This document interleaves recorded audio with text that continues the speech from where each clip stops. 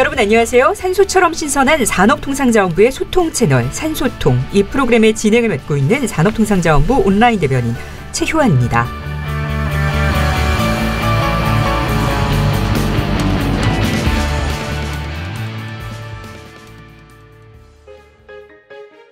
(1883년) 조선인 최초로 미국을 방문한 사절단은 보스턴 박람회장을 가던 도중에 처음으로 증기기관차를 타게 됐다고 합니다.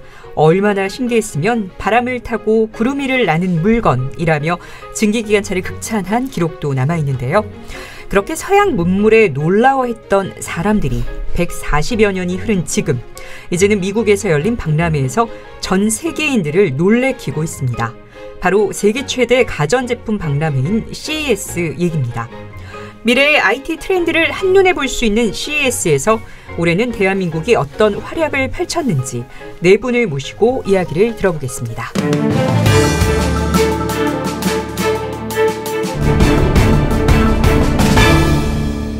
현대자동차의 김재형 팀장님, 그리고 릴리커버의 안선희 대표님, 현대차투자증권의 리서치센터 노근창 센터장님, 그리고 KBS 박대기 기자님 자리해 주셨습니다. 안녕하세요. 네, 안녕하세요. 네, 박대기 기자님을 제외하고는 전부 다 나와 주셨던 분들이에요. 예, 잘 지내셨나요? 네, 잘했습니다. 2020년에 뵙게 되니까 또 너무 반가운데요.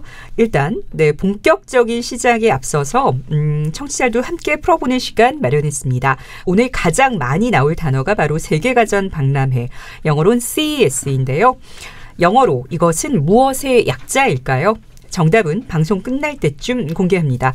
여기 계신 분들은 다 아시죠? 네, 네. 지금 이 시간이 2020년 첫 녹음입니다. 2020년 첫 방송이니만큼 처음 나오신 박대기 기자님부터 네. 뭐 올해 계획, 소망?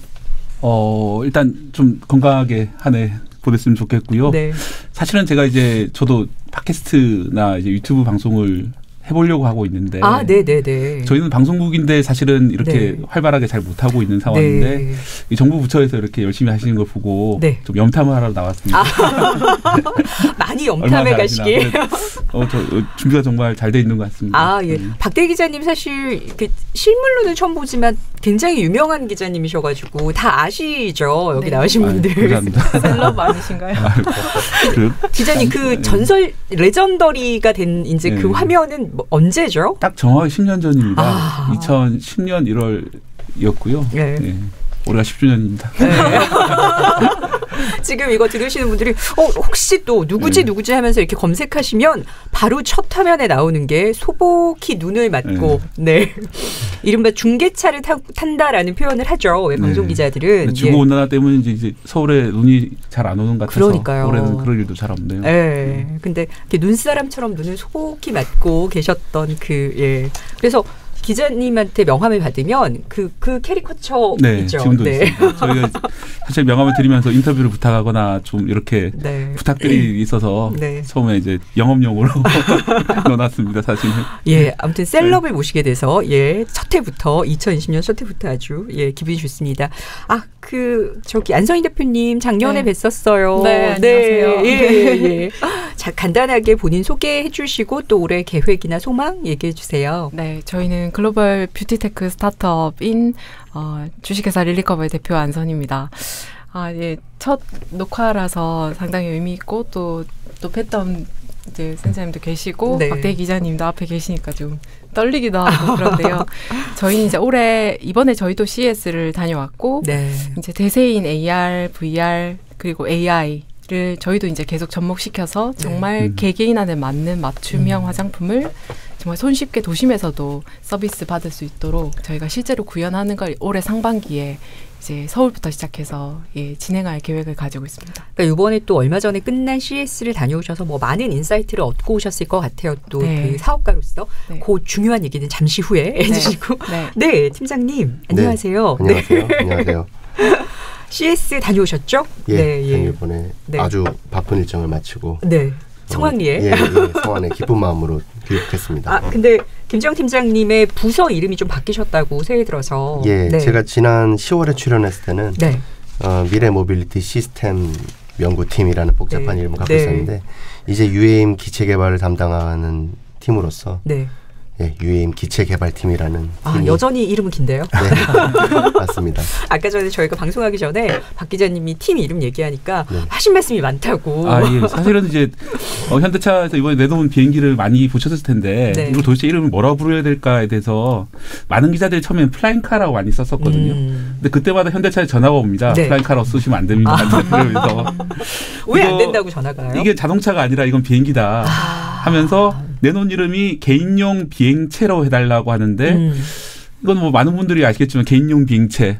아빠 저 개인용 비행체를 타고 부산 갔다 올게요. 그렇게 말할 수가 없잖아요. 그래서 뭔가 딱 입에 와닿는 이 명칭을 붙여야 되는데 현대차도 지금 못 붙이고 있는 것 같아요. 그래서 UAM이라고 하는 게 어반 에어 모빌리티 약자고요. 또 PAV라고도 부르거든요. 퍼스널 에어 비클이라고 부르고 또 뭐 이렇게 여러 가지 이름을 쓰고 있는데 딱 고정된 이름이 아니라서 저희도 쓰기 어려워서 이거 좀 현대차에서 좀 공모 사업을 하시든지 해서 좋은 이름을 좀 달아주셔야 될 것 같아요. 이게 사실 드론도 아니고 기존의 비행기의 개념과도 좀 다르고 또 헬리콥터랑도 또 다른 비행체여서 이 새로운 VTOL인가요? 그래서 전기 수직 이착륙기라는 이름도 쓰시는 것 같은데 더 어렵다. 그것도 공학적인 느낌이 너무 강해서 갈수록 산으로 가고 있는 듯한. 근데 저는 박 기자님의 지적이 굉장히 의미 있는 지적이라고 생각해요. 사실 그게 우리가 그동안 정말 보지 못했던 사실 새로운 뭔가가 나오다 보니까 그 이름을 짓는 사실 근데 명명하는 게 정말 중요하거든요. 그것에 이름을 가진다는 게. 근데 말씀하셨지만 사실 현대도 고민해야 되지만 또 저희 정부도 고민해야 되고 또 언론도 고민해야 되는 부분이 아닌가. 가장 정확하고 명확하게 성격을 알게 하는 좋은 아주 화두를 던져주신 것 같습니다. 네, 많이 기다렸습니다. 센터장님, 센터장님은 저희 많이 오신 것 같아요, 그렇죠? 저도 한 몇 번 온 것 같고요. 참고로 저는 이번에 좀 일정이 너무 타이트해서 CS는 못 가고 밑에 직원이 갔고요. 자료는 같이 냈습니다. 뭐 이번에 사실 전자회사들은 뭐 그렇게 아주 뚜렷할 만한 뭐 변화 있는 제품이 나온 것 같지는 않고 작년보다 좀 업데이트된 제품들이 나왔고 특히 뭐 반도체 회사들 같은 경우에는 좀 인텔 같은 경우에는 되게 실망스러운 좀 키노트도 한 것 같고 그래서 그렇군요. 전체적으로는 전자회사보다는 우리 아까 UAM 그리고 뭐 스마트 시티 이런 좀 자동차 회사들이 꾸려가는 복합 생태계가 좀 더 주목할 만한 것 같고요. 그래서 뭐 전자회사들 관점에서는 이번이 좀 밋밋하지 않았나 개인적으로 그렇게 봐집니다. 그래서 그러니까 뭐 저도 못 갔지만 여기 나온 분들 중에서 지금 센터장님만 이번에 CS를 못 갔다 오셔서 이게 좀 마음이 무거우셨나 봐요. 그래서 얘기를 굉장히 길게 해주셨지만 어쨌든 CS에 대해서는 뭐 이번만 못 갔지 센터장님도 굉장한 전문가시기 때문에 기대가 됩니다. 센터장님 올해 소망이나 약간 이런 거 여쭤보려고 했는데 너무 저는 주변 분들 좀 건강이 안 좋으신 분들이 많아서 올해 뭐 다 건강하게 잘 살았으면 좋겠고 감기 걸리신 분들 많으세요. 그리고 이제 작년에 우리나라 경제가 되게 뭐 여러 가지 수출 기업들이 어려웠는데 올해는 뭐 반도체, 자동차 다 좋아져서 하여튼 작년보다는 다 행복했으면 좋겠습니다. 네, 말씀 잘 들었습니다. 그래서 이제 저희가 지금 뭐 처음에 얘기하기도 전에 CS에 대해서 이미 많이 또 얘기를 해주셨고 제가 앞에 퀴즈도 하나 냈지만 그래도 CS 말은 많이 들었는데 뭐야 라고 하시는 분 여전히 많아요 사실. 그렇죠? 아시는 분은 아시겠지만 이 CS가 뭐가 대단히 중요해서 이렇게 저희가 방송까지 하는 걸까요? CS가 뭐예요? 센터장님. 네, CS는 이제 미국 소비자 기술 협의회 컨슈머 테크놀로지 어소시에이션에서 이제 주최하는 1월에 있는 라스베가스에 열리는 전자 박람회고요. 세계 3대 전자 박람회 중에서는 규모가 제일 큽니다. 뭐 과거에 이제 CES 보면 주로 이제 TV 만드는 회사, PC 만드는 회사. 미국 가면 과거에 이제 컴텍스라고 시카고에서 있었고요. 주로 그거는 이제 PC의 시대였고 지금은 PC하고 이제 가전이 결합된 게 CES였는데 2016년부터는 이제 자동차 회사들이 되고 이제 진출하면서 같이 어떤 모빌리티랑 가전이 결합된 복합 박람회에서는 세계 최대 박람회다 그렇게 볼 수 있을 것 같습니다. 복합 가전 박람회에 있어서는 넘버원이다 이렇게 생각하면 되는 거죠. 근데 아까 전에 말씀하셨듯이 이게 넘버원인데 두 번째, 세 번째 빅3라고 할 만한 게 있다라고 하셨어요. 뭐가 있는 건가요? 지금은 이제 2월 달에 이제 2월 말에 보통 이제 삼성이 과거에는 이제 MWC라는 모바일 월드 컨그레스에서 주로 신제품을 많이 공개를 했는데요. 올해부터는 이제 좀 바꾸는 것 같아요. 애플도 거기서 공개 안 하거든요. 삼성도 우리도 굳이 거기서 공개할 필요는 없다고 하는 것 같은데 어쨌든 MWC는 이제 스마트폰 그다음에 통신 네트워크 5G 이런 좀 스마트폰과 그다음에 통신 기술 관련된 대규모 박람회라고 보시면 되고. 그럼 MWC는 2월에? 2월 말에 보통 있습니다. 아, 어디에서 올해는 열리나요? 항상 바르셀로나. 항상 바르셀로나요. 네. 아, 네네네. 네. 그리고 나머지 베를린에서 9월달에 열리는 이제 가전 박람회가 있습니다. 이파라고 하는데요. 그쪽은 주로 이제 TV랑 가전 제품 위주로 많이 하기 때문에 규모나 확장성 면에서 CES만한 그레이드는 없다고 봐집니다. 거기는 독일. 예, 독일 베를린. 아, 베를린. 그러니까 예. 베를린, 바르셀로나 그리고 이제 라스베가스 예. 3대에서 이제 박람회가 열리는 거군요. 자, CES에서 주목받게 되면 사실 세계적인 기업으로 인정을 받게 된다라고 해도 과언이 아니다라고 요즘은 생각하는데요. 왜 다들 이렇게 CES의 촉각을 곤두세우고 있을까요? 뭐 어떻게 보면 당해 연도에 가장 관심이 있는 기술 트렌드에 대해서 얘기를 하고 그리고 이제부터 우리는 이런 쪽으로 나아가겠다는 방향도 제시합니다. 물론 CES에서 공개했던 것 중에서 실패한 것도 있습니다. 대표적으로 2010년에 이제 3D TV를 되게 강조를 했는데 아시겠지만 주변에 3D TV 보시는 분 없을 거고요. 생산은 많이 했어요. 네, 그렇게 많이 나오고 또 안경도 끼워서 팔고 네. 했었는데 네, 안경. 네, 집에 다 안경이 있을 거예요. 그냥 안 보는데. 컨텐츠도 그렇고 또 여러 가지로. 그래서 뭐 CES에서 제시했던 그 하도가 계속 이제 상용화에 성공하고 그게 메인스트림으로 가는 경우도 있지만 안 가는 경우도 있습니다. 그렇지만 어쨌든 기술의 하도로서는 가장 중요할 것 같습니다. 저도 좀 안타까운 게 2000년대 초에 LG에서 이제 월패드라고 이제 아파트에 들어가는 아파트 벽에 붙이는 그런 패드를 좀 많이 개량을 해서 많이 선보였었는데 그게 아이패드가 나오기 전이었거든요. 아이패드 기능이 거의 다 있었어요 그때.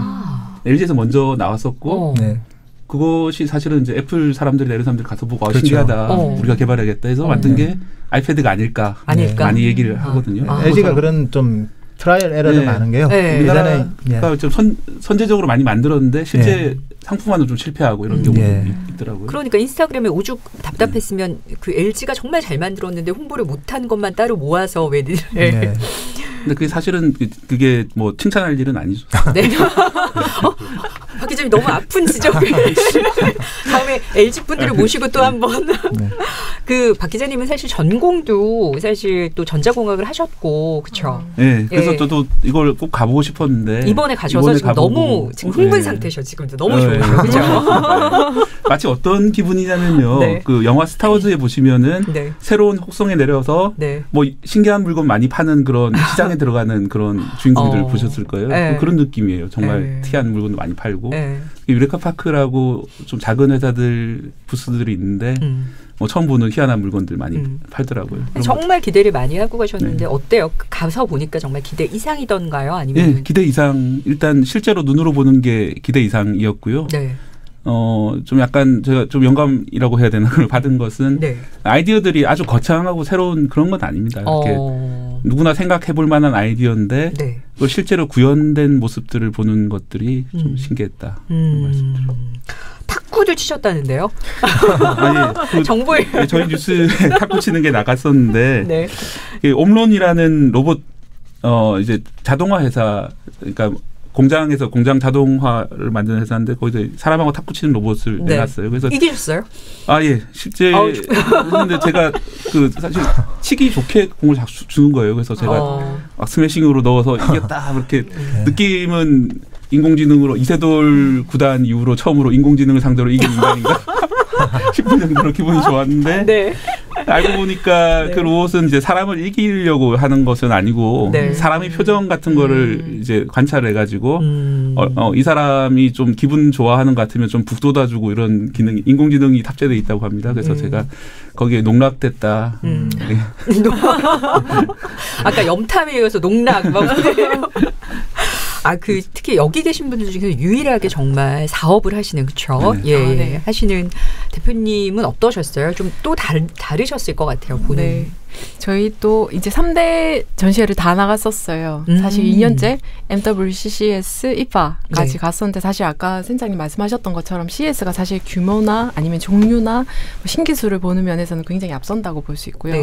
저희도 이번에 한켠에 이제 크지 않게 부스를 해서 갔었는데 저희도 이제 원래는 진단 기술 알고리즘을 가지고 있다가 이제는 조금 더 컨텐츠에 좀 집중하면서 이제는 정말 맞춤형 그 도심 내에 유연 생산할 수 있는 스마트 팩토리를 조금 더 선을 보이고 왔고 이번에 뭐 저희한테 컨택 왔다 뭐 P&G라든지 아메이 같은 곳과 지금 계속 이제 연락을 주고받고 있어요. 그래서 피부 쪽에서는 어쨌든 그 진단에 대한 니즈가 굉장히 강하고 이게 큰 글로벌 기업일수록 더 이제 그런 니즈가 강하구나라는 걸 한번 더 확인하고 왔고요. 저희 사업을 조금 더 확장해야 되겠다는 생각을 하면서 또 좋은 그 아이템들을 또 많이 보고 왔습니다. 그러니까 물론 본인 부스를 여셨으니까 뭐 정신이 없으셨겠지만 그래도 이렇게 슬쩍슬쩍 딴 데를 보니까 기분이 남다르셨을 것 같아요. 네, 그냥 볼거리들이 일단 굉장히 많았고 일단 대세는 그러니까 뭐 예전에는 중국 부스가 굉장히 강세였던 것 같은데 이번에 뭐 미국과 중국의 사이가 그래서 그런지 조금 중국 부스는 조금 약간 좀 처진 느낌이 들었고 오히려 미국 부스가 조금 더 흥한 느낌이 들었고 그 틈새에 이제 한국 부스들이 조금 더 많이 이제 눈에 띄지 않았나라는 생각이 들고 역시 대세는 AI 쪽으로 흐르는 걸로 파악을 했습니다. 박 기자님, 우리 기업 지금 이렇게 인기는 어느 정도셨어요? 보니까? 실제로 참가 국수를 보면 우리나라가 이제 참가 회사 수가 3등이거든요. 미국, 중국 다음 3등이고요. 실제로 우리나라 대기업들 부스는 줄 서서 막 보는 정도로 보기 어려울 정도로 이렇게 상당히 주목을 받았고요. 말씀하셨던 것처럼 중국 쪽이 좀 부스가 좀 약화됐습니다. 아무래도 미중 무역 갈등 때문에. 내놓은 제품들도 특별한 게 없었고요. 화웨이에서 이제 폴더블이 나오긴 했는데 이게 바깥쪽으로 접히는 폴더블이었거든요. 폴딩 제품이죠. 꽤 비싼 거라고 하는데 신기한 게 이제 폴더를 펼쳐서 보통 셀카를 찍으려고 하는데 셀카를 못 찍게 돼요. 진짜요? 좀 결함이 있는 제품이더라고요. 그래서 어떡하지? 그래서 이거 셀카 못 찍냐고 했더니 이렇게 펴서는 못 찍는다 막 그렇게 얘기를 하고 그렇게 하시더라고요. 가장 큰 게 이제 중국이 이제 작년에 이제 밴쿠버에서 이제 하웨이 CFO 체포되면서 계속해서 블랙리스트를 미국이 걸거든요. 잡아놓고 블랙리스트를 걸 수도 있어요. 예를 들면 뭐 DJI든 하이케이 비전이든 아니면 수공이든 이런 회사들은 다 블랙리스트에 들어갔거나 또 추가될 수 있기 때문에 그래서 중국이 CS보다는 MWC에 좀 더 초점을 맞추는 것 같습니다. 유럽에서 열리니까. 왜냐하면 체포되고 나서 블랙리스트 걸 수 있거든요. 그러네요. 팀장님, 현대차 인기가 뭐 어마어마했다는 얘기를 들었는데 진짜인가요? 네, 보통 이제 18만 명 가까이 참가하는 CES인데 저희가 이번에 카운팅을 해본 결과 14만 7천 명이 방문을. 진짜요? 현대차 부스에? 진짜요? 그래서 4일 동안 4일째 끝나는 오후 4시까지도 사람들이 와서 다 사진을 찍고 동영상을 찍어가는 모습이 있어서. 아니 참석 인원이 18만인데 15만 가까이가 현대차 부스를 봤다는 이런 놀라운. 네.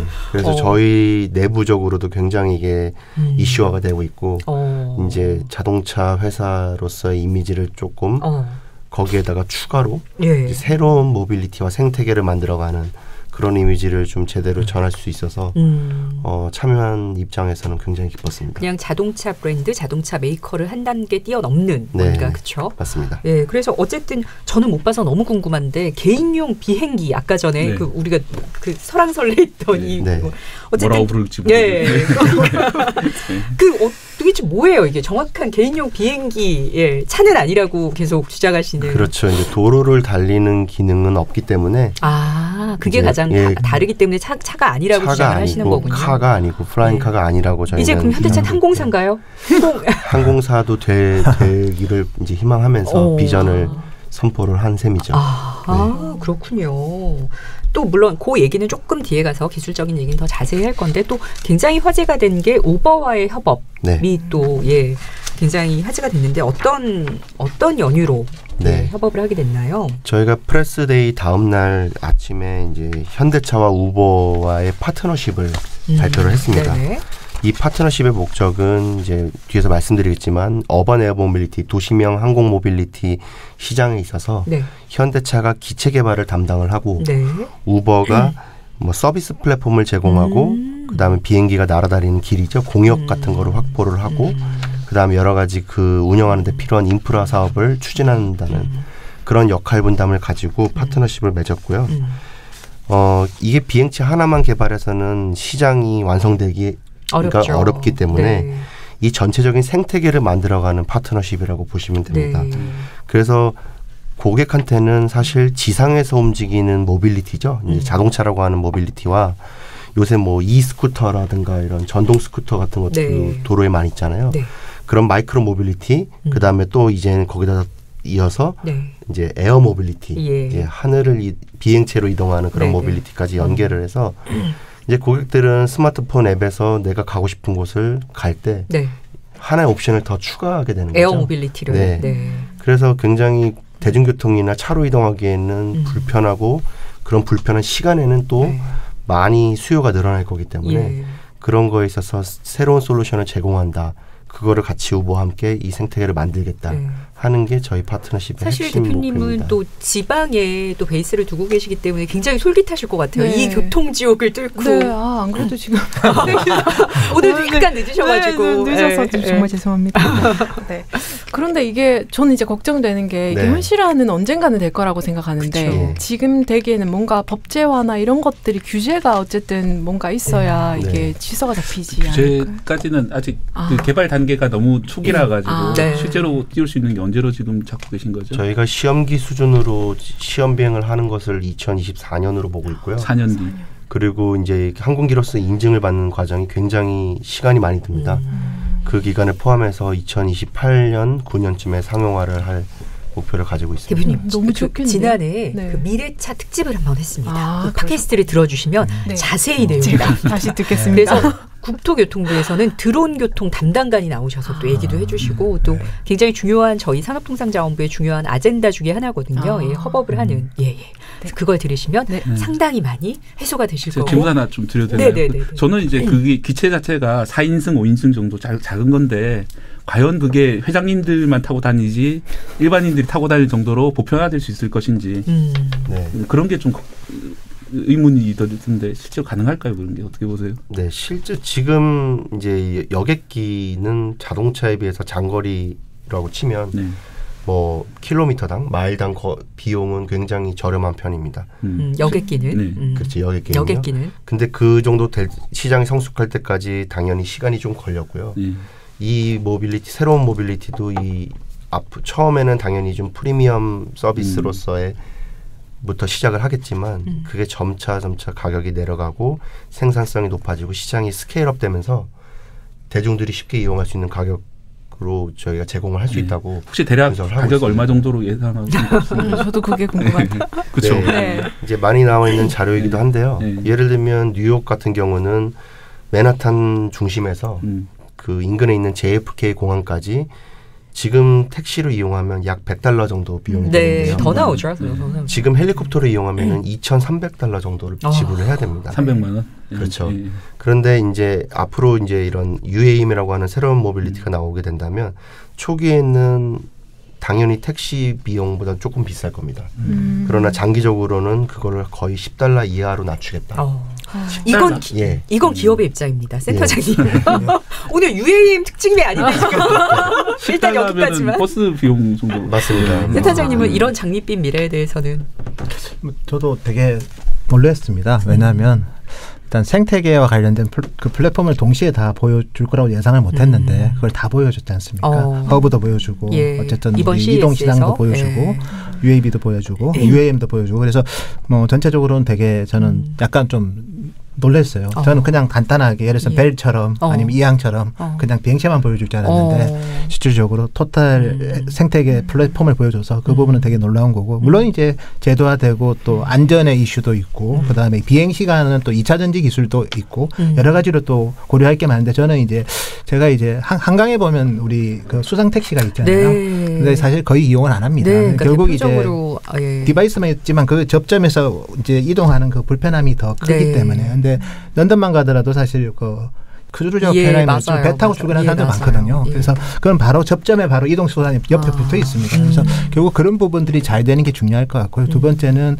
이제 이게 또 쏠림 현상에서 다 그걸 이용하면 나머지 교통수단이 더 안 막힐 수가 있거든요. 그래서 그런 것들을 종합적으로 고려한다면 상당히 많은 기회 요인이 있을 것 같고 우리나라 같은 경우에는 또 되게 도시 특성이 좀 복잡하잖아요. 그런 도시랑 또 그렇지 않은 도시랑 별개로 전략을 구사한다면 한국은 그래도 지하철이 잘 발달돼 있어요. 근데 베트남만 가더라도 다 스마트폰, 고급폰을 쓰지만 지하철이 없습니다. 예를 들면 그러니까 그런 도시별로 좀 특화 전략을 잘 펼친다면 충분히 안착할 수 있지 않을까 그래 보고 있습니다. 근데 어쨌든 우버와 이렇게 뭔가 협업을 하겠다라는 거는 어쨌든 굉장히 전 세계적인 좀 시장을 보겠다는 거죠, 당연히. 네, 당연히 그렇습니다. 물론 저희가 현대차가 이제 한국에 모토를 둔 기업이지만 네. UAM 자동차도 마찬가지고 네. 특히 UAM 쪽에서는 굉장히 글로벌한 전략을 갖고 가지 않으면 안 된다고 보고 있습니다. 도시마다 이 수용할 수 있는 수용하고자 하는 그런 의지가 굉장히 다릅니다. 네. 그리고 여건도 다르고 규제도 각 네, 나라마다 다르고요. 네. 그래서 뭐 동남아시아 같은 경우는 섬간 이동이 굉장히 필요한데 네. 지금은 그냥 배에 의존하고 있거든요. 네. 근데 이렇게 수직이 착륙이 가능한 비행체가 나타난다면 그런 데서는 많은 환대를 받을 수도 있고요. 두바이나 뭐 미국의 텍사스 지역이나 이렇게 러브콜을 보내는 도시들이 굉장히 많습니다. 네. 그래서 그 전 세계적으로 이제 원하는 곳부터 그리고 받아들여지는 곳부터 시작을 해서 점차적으로 이게 대중화가 되면은 이제 보다 많은 도시, 그다음에 모든 도시에 이게 적용이 될 거라고 믿고 그러니까 있습니다. 이제 이렇게 되면 현대가 그냥 단순한 자동차 회사가 아니라 거의 네트워킹을 하는 회사. 예, 어마어마하게 진짜 미래 먹거리 산업이 굉장히 커지는. 네. 아까 잠깐 그 얘기 하셨어요. 30명 정도 이번에 현대차가 그 출장을 가셨다 그랬는데 제가 보기에 이런 식으로 정말 그 엄청난 주목을 받는 이런 전시를 하셨으면은 굉장히 준비 기간도 길었을 것 같아요. 이렇게 내부적으로도. 네, 그 작년 한 5월, 6월쯤에 CS에 대한 전체적인 의사결정을 하고요. 아, 그다음에 이미 반년 전에. 반년 정도 정말 열심히 준비했습니다. 아. 네. 그래서 저희가 뭐 실제 날 수 있는 기체를 보여준 거는 아직 아니고 네. 컨셉의 어떤 프로토타입을 보여주는 모컵을 전시한 거에 불과하지만 그 형상이라든가 네. 거기 들어가는 전기 파워트레인 기술 이런 것들은 다 현실성 있게 설계를 고안을 해서 컨셉 개발을 한 거기 때문에 그 부분은 이제 앞으로 저희가 이제 이런 비즈니스를 하겠다라는 그런 비전을 선포한 셈이 되는 거죠. 네. 아, 그러니까 이미 한 반년 7개월 전쯤에 이제 의사결정을 이런 방향으로 보여주자 하고 네. 이제 준비에 들어가신 거군요. 네, 맞습니다. 네. 근데 또 그게 너무 또 빨리 해도 안 되잖아요. 이게 1년마다 열리는 거기 때문에. 네, 맞습니다. 박 기자님, 네. 이번에 뭐 너무 지금도 너무 신나하시는 게 얼굴에 보여요. 네. 재밌었던 게. 그래도 가장 인상 깊었던 제품이 뭐가 있을까요? 사실 우리나라 제품은 아닌데 메르세데스 벤츠에서 나왔던 아바타 자동차. 뭐예요? 비전 아바타라고 하는데요. 네. 아바타 영화에서 영감을 받은 자동차입니다. 그래서 이 차를 보시면은 이걸 좀 봐야 되는데 차 외관부터 일단 말씀을 드리자면은 네. 차 뒷부분에 비늘 같은 게 달려 있습니다. 네, 100개 비늘? 정도 되는 판인데요. 비늘처럼 네. 작은 판들인데요. 차가 이제 서고 싶으면 비늘이 이제 막 고양이 설이 서는 것처럼 딱 비늘이 서서 차를 멈추는데 도와주고요. 그리고 차가 옆으로 갈 때는 비늘이 옆으로 움직이는 그런 식이고 차가 숨을 쉽니다. 숨 쉬는 게 뭐냐면은 차 안에 들어가게 되면은 핸들이나 아무것도 없고 작은 돌기 같은 게 하나 있어요. 거기 손을 대면은 제가 손을 대는 순간 막 빛이 차에 넘치면서 네. 차가 시동이 걸리는데 그럼 제가 끼는 맥박하고 똑같은 맥박으로 차가 움직여요. 그래서 사람에게 드는 게 이제 차가 살아있다는 느낌을 주는 거죠. 진짜 생명체 같은. 그런 것들이 사실 이제 아바타 영화를 보시면은 주인공들이 하늘 나는 그런 생명체하고 이제 교감을 하면서 이렇게 네. 같이 비행을 하잖아요. 그런 것처럼 이제 차와 인간 사이 인터페이스를 많이 바꾼 거예요. 네. 이렇게 손을 만지고 교감할 수 있도록 하고 차가 실제 생물처럼 이렇게 움직이는 느낌을 주고 네. 이게 작은 변화인 것 같긴 한데 저는 되게 감동을 받았어요. 이 차를 사람들이 우리 차 뭐 이렇게 애정을 담아서 부르긴 하지만 실제 생명처럼 느껴지지는 않잖아요. 이렇게 딱딱한 물건인데 그게 아니라 실제 교감을 하는 것처럼 AI나 이런 네. 기술을 통해 가지고 그런 접점을 만든 거죠. 그러면서 그러니까 박 기자님이 그 외모와 똑같이 굉장히 섬세하십니다.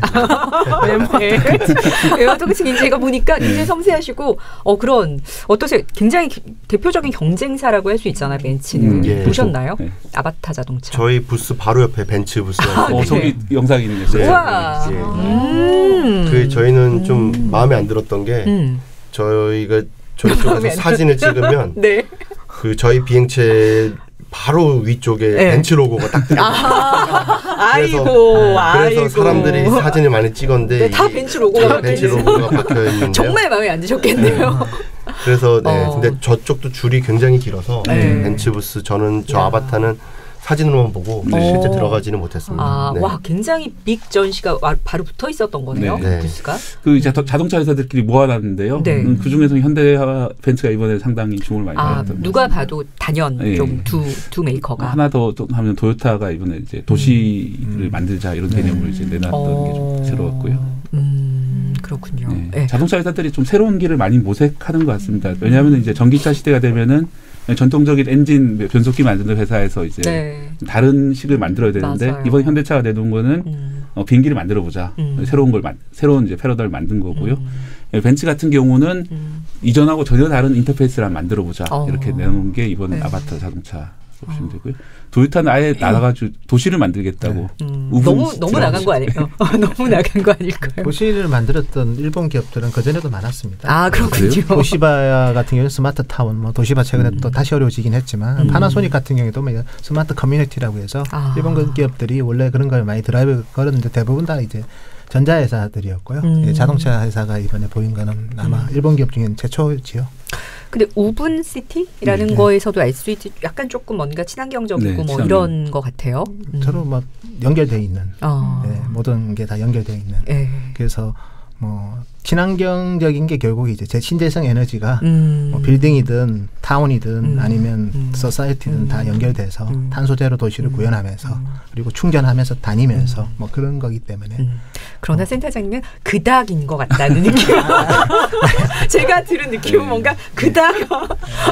기존에 이제 일본 기업들이 또 여러 번 가와사키만 가더라도 우리 도시바에 스마트 타운이 있고요. 그리고 뭐 텐진만 가더라도 뭐 하여튼 도시바랑 파나소닉이나 이런 애들이 많이 프로젝트를 잡아요. 그리고 우리 마스다 시티라고 해서 아부다비에 가면 정말 탄소 제로 도시, 태양광으로 모든 게 구동되고 전기차만 다니고 그런 도시들이 이미 있는 거기 때문에 아주 스트라이킹하지는 않은 것 같습니다. 근데 사실 저희가 지금 다 얘기한 게 다 기반은 AI거든요. 그래서 사실 AI를 기반으로 하는 또 리커버 같은 경우는 진짜 인사이트 많이 얻으셨을 것 같은데 그래도 작년에 그 대표님 나오셨던 방송을 못 들은 분이 많을 테니 한 번만 더 어떤 기업을 하고 계신지 소개를 해주시고 네, 저희는 영상 처리를 일단 기반으로 하고 얼굴에 이제 접촉식으로 피부를 찍으면 그게 이제 바로 뭐 몇 초 안에 이제 내 피부 타입을 이제 정의를 해주고 그것과 관련해서 이제 제품을 내가 레코멘드 해주는 것까지인데 작년에는 사실은 저희가 디바이스를 구현하느라 참 많이 바빴고요. 피부 진단하고 관리를 할 수 있는.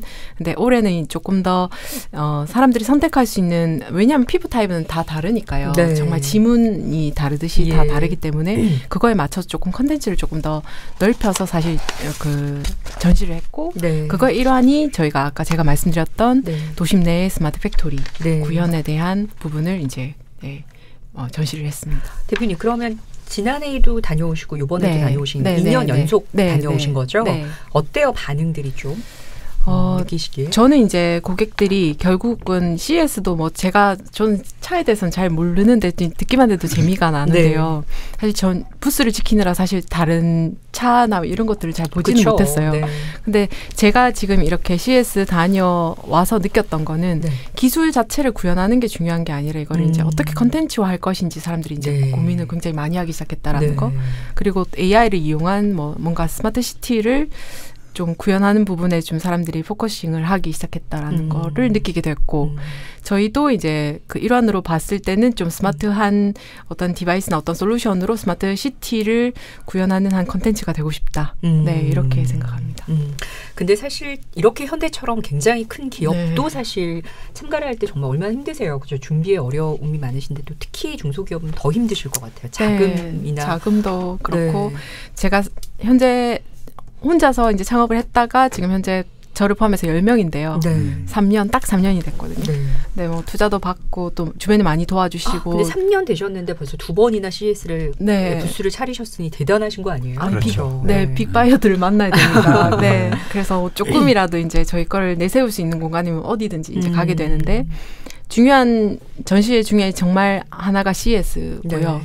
그래서 저는 이제 저희 회사가 성장하는 것만큼 이제 저희 직원들도 보는 눈이 넓어져야 된다고 생각하기 때문에 이번에 직원 둘과 같이 가게 됐고 직원들을 이제 이렇게 돌아가면서 다른 거를 구경을 계속 하도록 했죠. 네, 되게 좋은 것 같아요. 사실 그냥 언뜻 생각하시기에 가고 싶은 분들이 있어도, 그러니까 기업을 하신 입장에서 도대체 얼마나 들며 또 어떤 프로세스로 신청을 하고 부스를 얻을 수 있는지 좀 궁금해할 것 같아요. 이번에도 그랬고 작년에도 그랬고 저희는 이제 대구 광역시 지원으로 나가고요. 네, 그렇군요. 사실 그런 지원이 없이는 저희 독자적으로 나가기는 그러니까 좀 많이 올해 어렵습니다. 좀 그런 지자체 지원들이 상당히 많아서 우리나라 기업들이 많이 가는 게 아닌가 이런 얘기가 있고요. 한편에서는 약간 좀 부실한 기업도 가는 경우도 있다. 그래서 지자체 지원이 물론 필요한 업체들이 더 많겠지만은 센터장님, 그럼 여기 CS는 그냥 뭐 돈만 내고 이렇게 부스를 달라 그러면 다 주는 건가요? 어때요? 그렇지 않나요? 제가 기업 관점에서 해본 적은 없어가지고. 근데 저희도 박람회를 많이 가고 아시아 쪽에 있는 박람회 특히 최근에는 많이 가는 것 같은데요. 정말 뭐 우리나라 기업들도 많지만 전 세계에서 작은 기업들 많이 오거든요. 그래서 아까 언급드린 것처럼 제품 소개도 하고 또 혹시 저희 가다 보면 되게 좀 재밌는 제품들 같은 경우에는 고객 접점도 형성될 수 있을 것 같아서 좋은 마케팅 수단 같습니다. 그래서 어떻게 조금 실적은 괜찮으세요? 네. 피부 진단과 피부 솔루션만 하는 게 아니라 헬스케어를 같이 하는 기업들 쪽에서 이제 저희한테 컨택을 해왔었고 지금 이제 계속 협의를 하고 있는 과정입니다. 네. 알겠습니다. 박 기자님, 이번에 아까 전에 제일 좋았던 건 저 벤츠, 아바타 자동차였고 또 가서 보니까 좀 더 이런 또 자동차 쪽이 아닌데 모빌리티라든가 그런 쪽으로 다른 쪽으로는 어떠셨어요? 꼭 모빌리티가 아니어도. 이번에 사실 우리나라 제품 중에 상당히 주목받았던 게 삼성에서 내놨던 볼리 공모양 로봇인데요. 이게 키노트에서 이제 나오면서 주목을 받았는데. 보시면 알겠지만 이게 또 스타워즈에 나오는 BB-8이라고 작은 로봇인데 그렇게 생겼어요. 한 번만 보여주세요. 굴러가는 로봇인데 특징이 이제 사람하고 한 1m 정도 간격을 두고 사람을 따라다니는 겁니다. 기본적으로는 이게 인공지능 스피커라고 생각하시면 됩니다. 그래서 인공지능 스피커를 많이 쓰는데 그렇게 사람의 말을 알아듣고 뭔가 지시를 수행하는데 그게 사실은 방마다 있어야 되잖아요. 그게 아니라 이제 사람을 따라다니면은 항상 나와 같이 인식하고. 그게 삼성이 내놓은 모토는 이제 인공지능은 인생의 동반자다 이런 얘기를 하면서 항상 나랑 따라다닐 수 있는 개념으로 이제 설정을 한 건데요. 기술적으로는 사실 간단해요. 이제 이게 나랑 항상 나를 인식해서 따라다니는 거고 나머지 기능은 이제 인공지능 스피커랑 같은 거니까 간단한 건데 실제 구현을 해보니까 확실히 인공지능이 이렇게 사람의 동반자가 될 수 있구나. 내 곁에 있을 수 있구나. 반려 오디오네요. 반려 오디오. 반려견 아니고. 그렇죠. 동작 중에 참 재밌는 게 사람이 허리를 숙여가지고 볼리하고 부르면 따라와요. 그러니까 사람한테 와서 안겨요. 애완동물처럼. 그 동작이 되게 재밌습니다. 근데 삼성이 그게 가장 대표적이었나요? 아니면 보시기에 그냥 삼성 것 중에? 삼성에서 이번에 가장 대표 상품으로 내놓은 게 이제 볼리죠. 근데 약간 제가 느끼기에는 센터장님 약간 굉장히 조금 미시적인 것 같다는 생각이 드는데 아닌가요? 어떤가요? 삼성은 모빌리티와 관련되면 자세히 뜯어보면 제일 수혈해 보는 거는 사실은 삼성의 반도체죠. 삼성의 이미지 센서가 들어가는 카메라나 아니면 특히 센서랑 그다음에 우리 CPU랑 이런 거 연동시킬 때 가속계 역할을 하는 D램이나 이런 게 사실 큰 수혜를 보고요. 삼성이 이제 저도 이제 볼리 되게 좀 재밌었지만 작년에 나온 제품 중에 삼성 봇이 또 있거든요. 삼성 봇 같은 경우에는 혈압도 재고 그것도 이동을 합니다. 우리가 보통 이제 미세먼지를 제거하는 로봇 같은 경우에는 보통 고정돼 있지 않습니까? 근데 삼성 봇 같은 건 이동하면서 미세먼지를 또 흡입을 하고 또 집안에다가 또 미세먼지 감지하는 센서를 또 몇 개를 이렇게 탑재를 해가지고 그래서 또 그런 좀 이동하면 삼성은 좋습니다. 왜냐하면 이동체에는 D램이 많이 들어갑니다. 그래서 삼성 입장에서는 그런 걸 많이 강조할수록 움직여야 되는군요. D램이랑 엑셀러레이터 역할을 하기 때문에 결국은 이 CPU랑 센서가 인지하고 이제 CPU가 이제 판단을 하고 그다음에 이제 뭐 구동 반도체가 이제 행동을 하는데 그걸 빨리 하려면 D램이 많이 필요합니다. 그래서 삼성은 간접적으로 D램 광고한 거라고 보시면 됩니다. 그렇군요. 광고한 걸 말씀하셨듯이 사실 이제 상용화가 될지 안 될지는 아직 알 수 없는 그런 제품이고 다만 개념적으로 이렇게 인공지능 로봇이 사람의 생활 속에서 같이 이동하면서 뭔가를 수행해 줄 수 있다. 이런 개념을 이제 설명하는 정말 쬐끄맣네요. 카메라도 있고 레이더도 있고. 요 크기는 사과 정도 크기, 큰 사과 정도 크기라고 하고요. 90mm 귀엽네요. 역시 보기와 똑같이 박대 기자님이 저렇게 귀엽고 러블리한 걸 좋아하십니다. 예, 근데 이게 사실은 이 개발팀만 해도 10명 이상이 지금 CS 현장에 가가지고 혹시나 이제 키노트 중에서 뭔가 사고 나지 않을까 되게 막 뒤에서 떨고 있었다고 그래요. 근데 사고 안 났죠? 사고는 안 났는데 약간 좀 멈칫하는 장면이라서 사고 한다 이런 생각했었는데 사고는 안 나고 잘 됐습니다. 그러니까 대만에 이제 팔로우하는 그러니까 자기를 따라오는 드론이 있어요. 거기가 또 공 모양으로 해가지고 드론이 좀 쫓아다니는데 조금 이미지는 비슷한데 그거보다 사고 가능성 없는 그건 떨어지면 박살나잖아요. 이거는 바닥에서 움직이니까 그런 위험은 없네요. 근데 저게 왜 나왔나를 너무 센터장님 그 설명을 들으니까 디램이 많이 들어간다. 반도체가 많이 들어가야 된다. 사실 이제 이번에 소니에서 자동차를 내놨지 않습니까? 그것도 이제 저도 얘기를 들어보니까 소니에서 그 디지털 이미징 센서를 많이 만들기 때문에 그 차에 이제 센서가 33개가 들어있는데 그런 식으로 이제 센서를 대량으로 판매하기 위한 그런 전략이다 이런 얘기 했더라고요. 소니가 이제 이미지 센서 시장 점유율 압도적인 1등이거든요. 한 51% 정도 되는데 어쨌든 투자도 많이 합니다. 이미지 센서를 소니가. 그래서 그런 목적도 분명히 있는 것 같습니다. 근데 우리나라에서도 이미지 센서 많이 만들고 있죠. 삼성이 이제 최근에 많이 만들고 있습니다. 팀장님은 그 자동차 얘기 안 나오니까 지루해하시는 거 아니죠? 아닙니다. 저도 사실 부스를 지키느라고 못 다른 부스는 거의 못 갔습니다. 계속 그 벤츠 부스만 째려보고 계시나? 네, 맞습니다. 이번에 자동차 관련해서는 사실은 이제 다른 가전업체 소니라든지 LG라든지 삼성에서는 전장 제품을 많이 넣게 됐습니다. AI가 적용된 전장 제품. 그런데 이제 좀 약간 약했던 건 자율주행 쪽은 올해는 좀 선보이는 게 좀 없었고요. 자율주행이 약간 벽에 막힌 게 아니냐 이런 얘기도 살짝 있습니다. 그러나 4단계까지 올라가는 거. 어쨌든 박 기자님 보시기에 이 올해의 CS를 전체를 어쨌든 아우르는 막 같은 거라고 하면 AI라고 할 수 있는 거죠. AI가 특별히 이걸 내가 AI를 썼어 이런 게 아니라 모든 기술에 기본적으로 AI는 들어간다. 탑재되어 있는. 저희 현대차에서 이번에 비행체 내는 것도 제가 이제 겉으로는 보이진 않지만 제가 방문해 주신 분들께 이렇게 설명을 드릴 때는 자율비행 기능이 처음부터 구현된 기체라고 제가 꼭 설명을 드렸거든요. 그 부분도 사실 자율주행과 더불어서 그 AI 기술이 많이 접목이 될 거라서요. 그렇게 되면 기존의 헬리콥터 면허를 따는데 굉장히 시간과 비용이 많이 들어가는데 이제 훨씬 더 그 파일럿 육성하는 데도 굉장히 쉽고요. 파일럿이 왜 필요하냐고 말씀드릴 것 같으면 항공법 때문에 그래요. 지금 아주 예전에는 여객기에는 3명이 있어야 됐고요. 그걸 2명으로 줄이는 데까지만 해도 굉장한 시간이 걸렸어요. 이제는 1명으로 줄이겠다는 게 있고요. 근데 이제 이런 새로운 모빌리티에는 항공법상 파일럿이 탑승한다. 그러나 그 조정은 자동차보다 훨씬 더 간단할 것이다. 뭐 이런 수준을 만들려면 AI 기술이 반드시 접목이 돼야 됩니다. 지금도 그 5인승으로 아마 만들고 있을 텐데 만약에 이제 그 나중에 더 발전해가지고 운전자가 없으면 4인승으로 아마 무인 운전을 하려고 하는 것 같습니다. 그렇죠, 맞습니다. 지금 사실 헬기 얘기를 하셨는데 벨이라는 이제 헬기 회사에서 실제로 텍스트론이라고 이번에 그 현대차랑 상당히 비슷한 모양의 그런 UAM을 만들어가지고 전시를 했거든요. 물론 날지 못하는 건 똑같습니다. 그런데 실내에 들어가 볼 수 있는데 실제 거기도 이제 5명 탈 수 있도록 그렇게 좌석이 돼 있더라고요. 지금 또 다시 얘기가 돌아서 UAM 얘기까지 와서. AI 때문에. 근데 현대차가 사실 처음에 잠깐 얘기해 주셨지만 미래 모빌리티의 3가지를 아무튼 꼽았어요. 근데 정말 너무 어렵습니다. 이름도 어려워요. UAM, PBV, HUB 이렇게 꼽았는데. 이거 일단 만드신 쪽에서 한번 설명을 해주시죠. 이걸 어떤 거기 때문에 이게 모빌리티 솔루션이라고 내세우시는 건지. UAM은 아까 간단히 말씀드렸듯이 수직이 착륙이 가능하고 완전 전기 추진으로만 운항이 되는 항공기고요. 저희가 이제 뭐 말씀드렸듯이 4명의 승객이 탑승하고 1명의 파일럿. 그 다음에 이제 헬리콥터처럼 수직이 착륙을 떠서 전진 비행을 하기 위한 날개가 있어서 틸트 로터 기술이 적용이 됐습니다.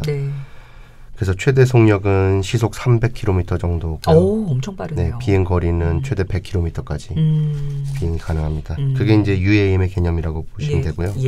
PBV라고 하는 거는 이제 목적 기반 모빌리티입니다. 그래서 완전히 자율주행 기술에 근거를 하고 있고요. 이것이 기반이 되어서 이제 현대차가 제시하는 새로운 모빌리티 플랫폼인데요. 기존에는 이동을 하기 위한 수단으로서 자동차가 쓰였다면 네. 자동차 안에서 이제 자율주행이 가능하니까 그런 세상이 온다면 이제 다른 목적으로 고객이 원하는 목적에 맞게 그런 비클을 제공하겠다. 예를 들면 거기서 잠을 자면서 갈 수도 있고요. 이제 운전을 할 필요가 없으니까 그렇죠? 네. 업무를 보는 전문적인 공간이 만들 수도 있고 심지어는 뭐 메디컬 클리닉, 병원 같은 기능을 넣어서 병원 가기 전에 뭐 혈압 체크를 한다던가 그런 이동으로서 쓸 수 있다가 됩니다. 그리고 마지막은 HUB가 아니라 이제 저희는 허브라고 얘기를 하는데 네. 허브는 말 그대로 그 모빌리티가 집결하는 거점이라고 보시면 됩니다. 네. 그래서 허브의 옥상에는 이제 비행체가 내리게 되고요. 네. 허브의 지상에서는 허브와 함께 그 아까 말씀드린 PBB가 도킹을 해서 네. 그 허브 안에서 새로운 이제 커뮤니티를 생성하는 게 목적입니다. 뭐 당연히 뭐 식당이나 이런 것도 가능하고 병원이나 약국 이렇게 어쨌든 주상복합의 개념이라고 보시면 돼서 네. 마치 어디 그 건물에 들어가면 모든 게 다 있듯이 네. 사람들이 거기 모여서 네. 이제 소사이티를 만드는 네. 그런 개념이 이제 허브라고 보시면 됩니다. 예. 그러니까 그러네요. 차상복합이라고 해야 되는 건가요? 뭐 그렇죠. 그렇죠. 예. 예. 근데 모빌리티 복합. 모빌리티가 네. 중심이 되는 네. 이제 건물이라고 보시면 되죠. 네. 네. 센터장님 어떻게 보세요? 지금 이렇게 자체적으로 현대가 조금 생각해내고 있는 그러니까 현대가 바라보는 그렇죠? 현대가 바라보는 미래 세계라고도 할 수 있는 건데 예. 정말 저 앞에서 언급드린 것처럼 플랫폼 관점에서 생태계를 많이 좀 고민하신 것 같고 제가 아까 수상택시 얘기도 했지만 네. 그 마이크로 모빌리티를 위한 또 새로운 마이크로 모빌리티가 항상 필요합니다. 수상택시로 가기 위해서 저희 집에서 거기까지 데려다주는 셔틀이 있어야 되고 네. 그다음에 제가 여의도에서 내렸다. 네. 그게 저희 사무실까지 걸어서 가기는 힘들거든요. 거기서 갑자기 또 택시 부르기는 힘들고 또 사무실까지 가져가는 그런 마이크로 모빌리티까지 배려했던 좀 어떻게 보면 좀 셋이 되게 정교한 그런 플랫폼이라서 저희는 되게 좀 긍정적으로 보고 있습니다. 박 기자님은 어떠세요? 저는 이제 우버랑 아까 같이 하신다고 네, 하셨는데 맞아요. 제가 알고 있기로는 우버가 현대차랑 손잡은 게 아니라 뭐 벨리라든지 몇 군데 더 손을 네. 잡은 회사들이 있어요. 그래서 네. 현대차가 이 시스템의 그냥 그 물적 토대를 만들어주는 그런 하나의 공급 파트너로 갈지 아니면 독자적으로 좀 시스템을 좀 지배하면서 운전할 수 있을지 그런 것들이 좀 약간 좀 우려스러운 점이고요. 벨 같은 경우는 2025년 실제 그 상용화를 하는 게 목적이에요. 그래서 상용화 시기가 현대보다 3년 정도 앞서거든요. 네. 그래서 그런 아무래도 벨은 이제 헬기를 지금까지 만들었던 회사이기 때문에 항공기 좀 개발이 좀 더 빠른 게 아닌가 싶어서 그런 이제 기간적인 문제라든지 그다음에 이제 우버에 종속되는 문제라든지 이런 것들이 좀 우려스러운 점이라고 생각이 듭니다. 팀장님, 근데 요번에 아까 말씀드렸듯이 완전히 완벽한 개인용 비행체를 보여주시는 건 사실 아니죠. 실제로 다른 건 아니니까. 그렇죠. 예. 근데 언제쯤 그러면 저희가 조금 가능하다고 예측을 하고 계신가요? 이런 게 다 이루어지면. 저희가 이제 완성기 시험기 개념이지만 완성기를 2023년까지 개발을 완료해서 2024년부터 시험 비행을 해서 비행 마일을 축적하는 것이 목적입니다. 그래서 이제 완전 상용화 자체는 그로부터 약 4, 5년이 흐른 한 2028년, 29년을 목표로 지금 하고 있고요. 어쨌든 10년 안에 예, 맞습니다. 상용화가 네. 재밌네요. 예, 대표님 재밌죠. 너무 재밌죠. 재밌습니다. 네. 네.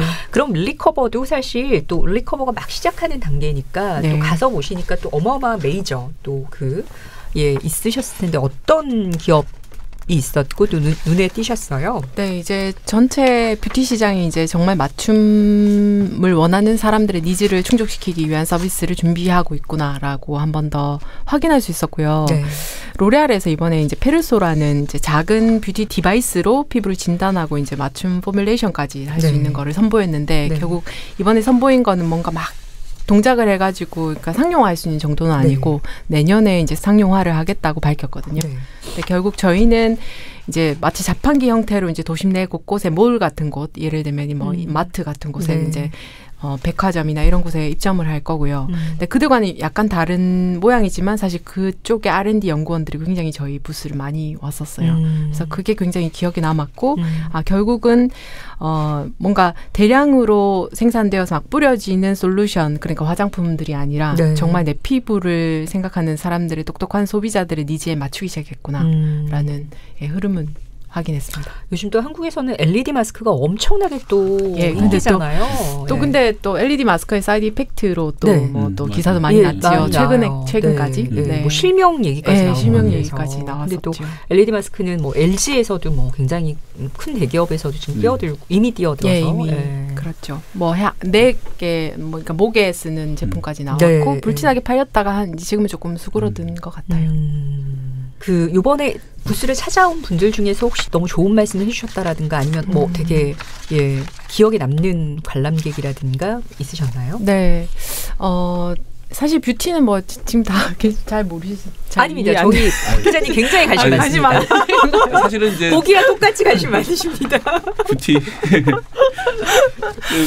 그 말씀하셨던 그런 어떤 건강 관련 헬스케어 관련 기술이 CTA가 꼽은 5대 트렌드 중에 하나이기도 하고 중요하죠. 네, 결국 그러니까 다 아까도 쭉 얘기하셨던 AR, VR 뭐 체험할 수 있는 그런 서비스들은 굉장히 지금도 상용화되기 시작했고, 근데 기업을 운영하는 이제 스타트업 입장에서는 이게 이제 얼마나 사람들의 그 지갑을 열 수 있는 건가. 이게 이제 전 포인트이라고 보거든요. 근데 아직까지 그저 AR, VR만 접목시켰다고 해서 사람들이 지갑을 열 것 같진 않고요. 그 안에 컨텐츠가 굉장히 중요하다라는 생각이 들고 저희는 그래서 이제 맞춤형 화장품을 조금 더 정말 사람들의 어떤 작은 차이까지 좀 잡아낼 수 있는 그런 솔루션, 포뮬레이션을 이제 결합하고 그 이후에 피드백을 받고 정말 나한테만 맞는 걸로 계속 진화시키는 부분에 조금 집중하고 있고요.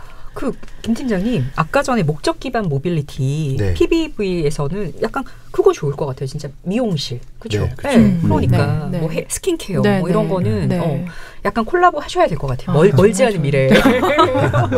그렇죠? 진짜 그렇게 되면 얼마나 좋아요. 사실 지금은 막 강남 청담동에 뭐 머리를 하러 가고, 그렇죠? 미용실을 가고 스킨케어를 받으러 가고 그러는데 그 시간에 그냥 어디를 이동하면서, 그렇죠? 시간을 아낄 수 있죠. 그러니까 그런 미래가 멀지 않다는 거죠. 10년 안에. 네.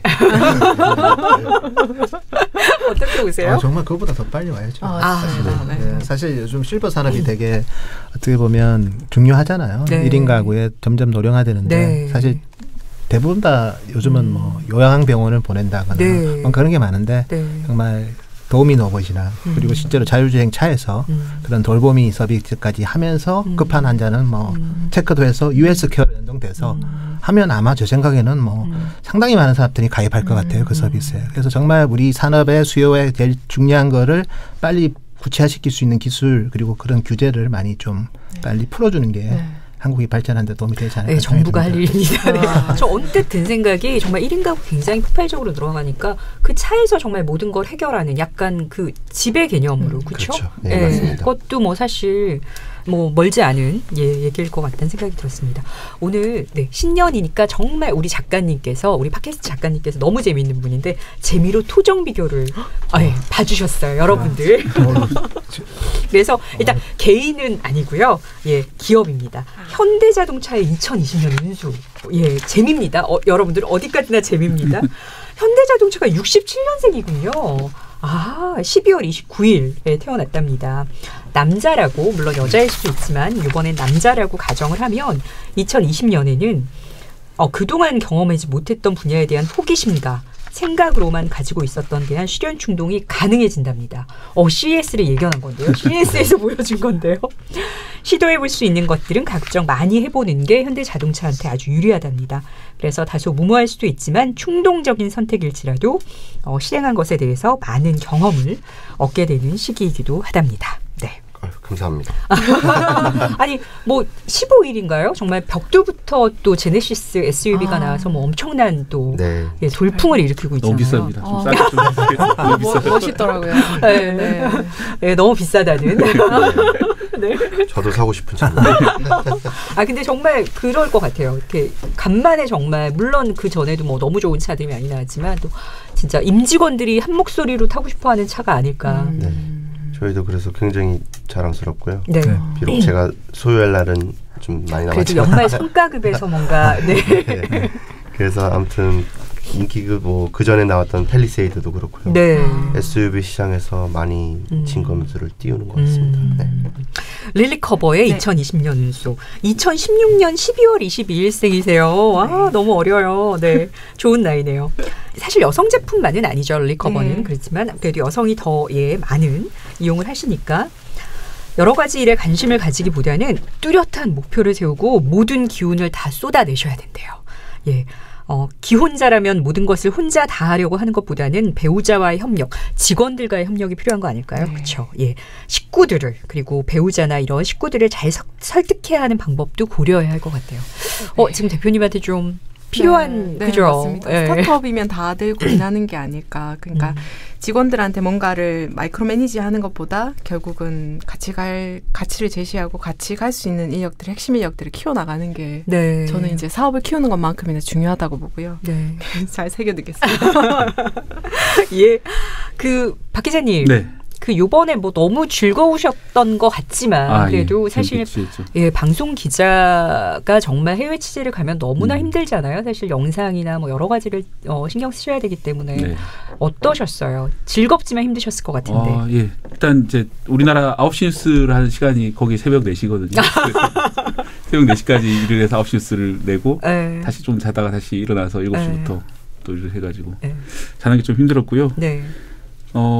앞서 말씀드렸다시피 좀 아주 작은 혁신들도 많이 인정을 받는구나. 예를 들어서 이번에 좀 화제가 됐던 것들 중에 채식 버거가 있습니다. 네. 임파서블 버거라고 미국 버거 회사인데 콩고기예요. 우리 어릴 때 콩고기 먹으시는 많으실 텐데 콩고기로 햄버거처럼 만들어서 햄버거 맛을 내는 그런 버거인데 그 CES 현장에서도 많이 각광을 받았고요. 이게 채식 때문에 각광을 받는 게 아닙니다. 이게 이런 콩고기를 먹어야지 지구온난화를 탄소 배출을 줄여가지고 지구온난화에 이제 도움이 된다는 그런 좋은 뜻이 담겨있기 때문에 이제 주목을 받았는데요. 네. 그런 식으로 좀 작은 별것 아닌 기술이라고 보이지만 그런 작은 혁신들이 어떤 시대적인 어떤 의제에도 맞고 또 사람들로부터 주목을 받을 수 있구나 이런 것들을 많이 느꼈던 것 같습니다. 사실 이번 CES는 사실 세 번째가 우리나라가 가장 많은 네, 부스를 열었다고 했는데 어떻게 보세요, 좀 센터장님? 이번 CES가 제일 양적으로 질적으로 제일 좋은 것 같은데요. 특히 뭐 현대차 그룹이 특히 UAM을 또 공개도 했고 또 로봇 쪽으로도 LG가 또 되게 재미있는 제품들을 많이 출시했습니다. 네. LG는 로봇이 이제 클로이라고도 보통 전체적으로 분류를 하는데 특히 뭐 요리하는 로봇도 보여줬고 그리고 반도체 쪽 좀 실적도 있어야 되니까요. SSD 같은 경우에는 삼성이 또 세계 부분에서도 혁신상을 받았고 인텔이랑 경쟁하는데 인텔은 전혀 못 받았거든요. 그래서 양적으로 질적으로 상당히 좀 알찬 CES가 아니었나 그렇게 보고 있습니다. 그러니까 미국에서 열린 CES에 이어서 사실 한국에서도 저희 나라 자체 내에서 조금 준비하고 있어요. 그래서 올해부터는 대한민국 혁신산업대전이라는 이름으로 이른바 한국형 CES가 개최가 될 예정입니다. 근데 뭐 이거에 대해서 물론 뭐 여러 가지 또 얘기도 있고 또 우려도 있고 또 기대도 있고 그렇게 보는데요. 일단 먼저 김 팀장님 같은 경우에는 어떻게 하면 또 우리가 또 한국에서 하는 이 한국형 CES가 조금 더 좋은 결과를 얻을 수 있을까요? 우선 많은 분들이 관심을 가져주셔야 되고요. 재미있고 소비자가 원하는 기술을 그거에 맞게 맞춤형으로 보여주는 전략이 좀 필요할 것 같습니다.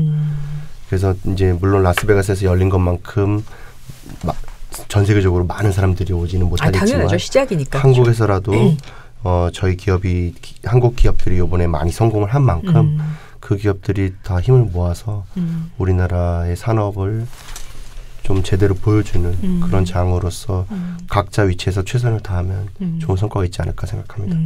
대표님은? 네.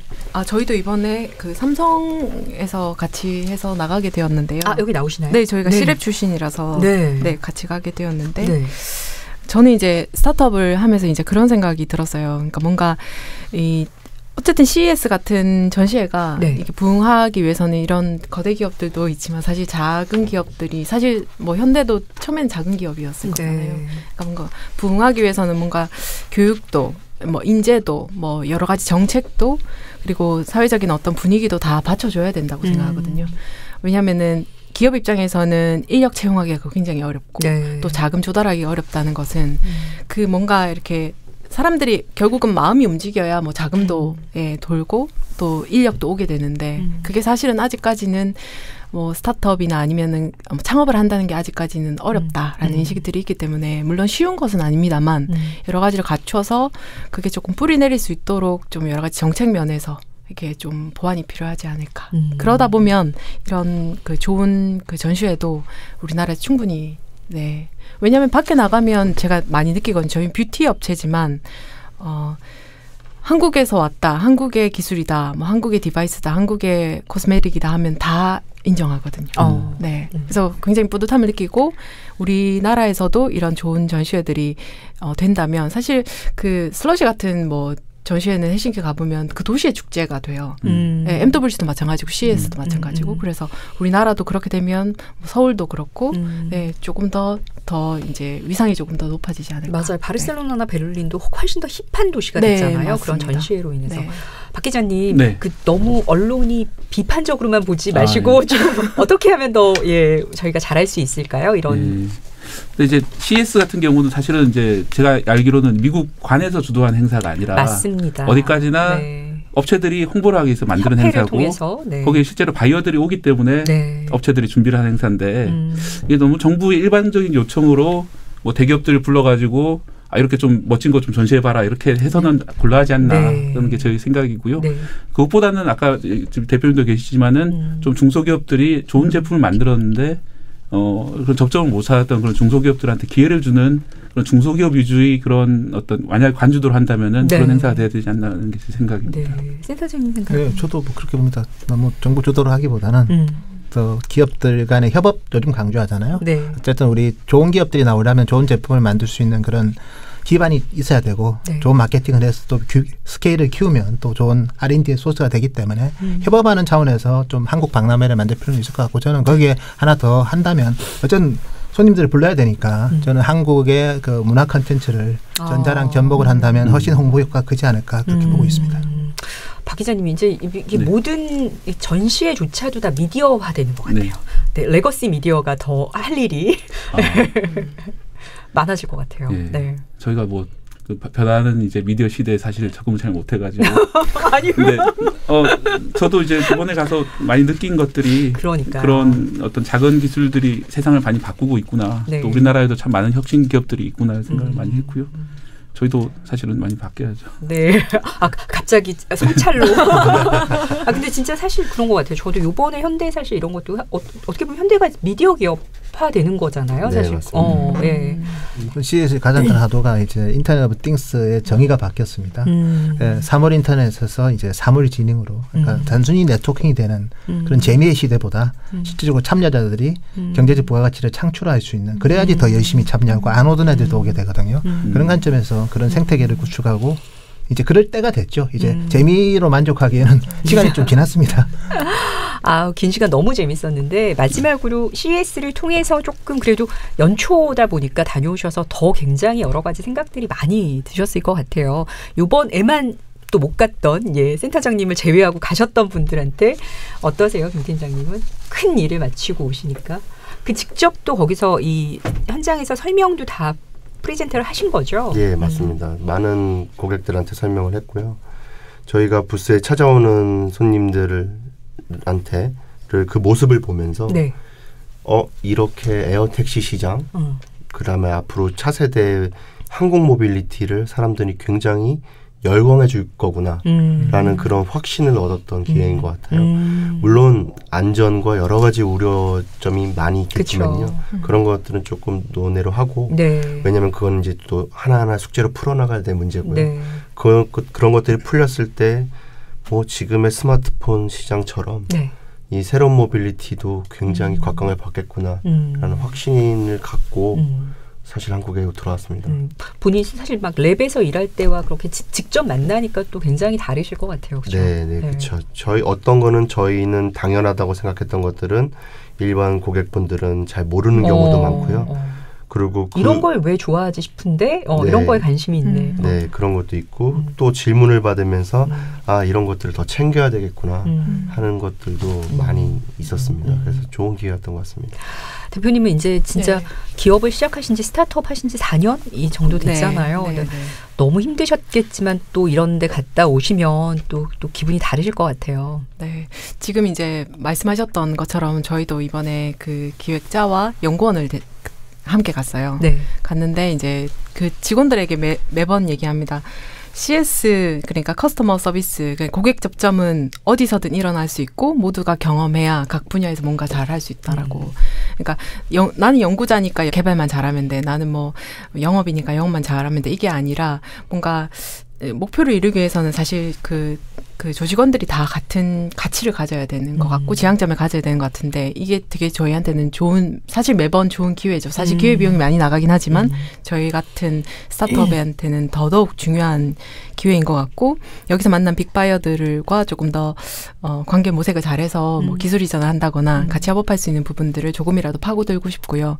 저희는 올해는 무조건 그 스마트 팩토리를 이제 한국부터 시작해서 중국 그리고 일본 동남아 쪽으로 이제 펼쳐나가는 것이 저희 목표입니다. 네, 건승하시길. 감사합니다. 박 기자님 너무 원하던 출장을 갔다 오셔서 내년에도 꼭 가시길 빌며. 그렇게 될 수 있으면 참 좋겠습니다. 네.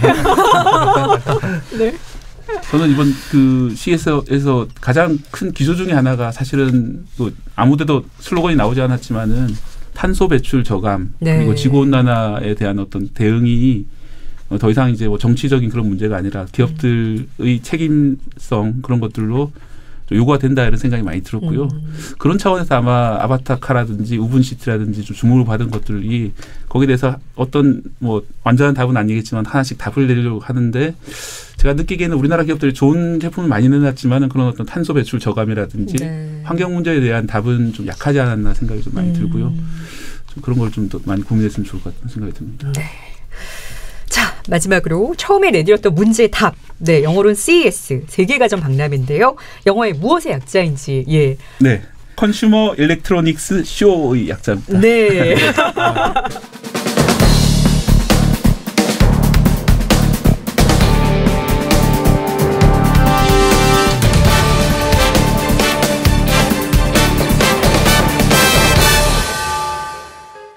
무화과, 꽃이 없는 열매란 뜻이지만 사실 무화과도 꽃을 피웁니다. 안에 숨어 있어서 보이지가 않을 뿐인데요.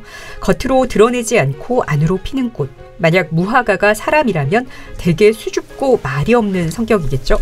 박 기자님 같으시네요. 묵묵히 자기 일을 하면서 조용히 열매를 맺는 사람일 겁니다.